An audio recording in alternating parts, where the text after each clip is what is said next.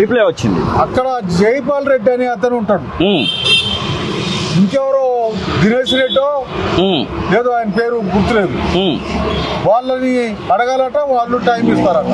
Okay, వాళ్ళకి ఎప్పుడు వచ్చినా ఫోన్ చేస్తున్నా, ఎప్పుడు వచ్చినా మెసేజ్ పెడుతున్నా. నేను మెసేజ్ పెట్టి టైం అడిగితే దానికి సమాధానమే ఉండదు. ఓకే, అయినా వాళ్ళు టైం ఇచ్చినా ఇవ్వకుండా పోయి అది ఇద్దరు చేద్దామంటే గేటు కాడికి పోతే గేటు కాడ బందోబస్తు, ఆ బందోబస్తులో ఉన్నటువంటి అధికారులు, పోలీస్ అధికారులు, సిబ్బంది వీళ్ళు పోయారు. ఇవాళ పరిస్థితి ఏంటంటే నేను అడిగి పోగానే ఒక అతను ఫోన్లో మాట్లాడుతూ పైకి ఫోన్ చేశాడు. వాళ్ళు అడిగారు, గుమ్మన్ నరసయ్య గారు వచ్చిండండి, గుమ్మన్ నరసయ్య గారు ఉన్నాడండి అని చెప్పారు. గుమ్మన్ నరసయ్య గారిని వెళ్ళిపోమని చెప్పండి, ఇప్పుడు వీలు పడదు అని చెప్పారు.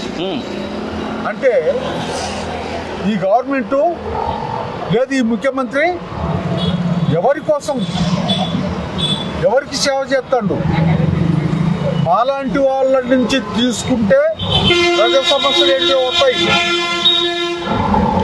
మా అనుభవాలను చెప్తాం, మాకు సంబంధించిన సమస్యలు చెప్తాం. ఆ విధమైనటువంటి పద్ధతిలో అనుభవంతో చేయొచ్చు. ఏంటో అసలు మరి నేను చెప్పేది నా బుద్ధి కాకనా, మేమంటే ఇష్టం లేకనా అర్థం కావట్లే. నేను 5 సార్లు ఎమ్మెల్యేనైనా ఎన్టీ రామారావు, రాజశేఖర్ రెడ్డి, చంద్రబాబు వీళ్ళందరితోటి నేను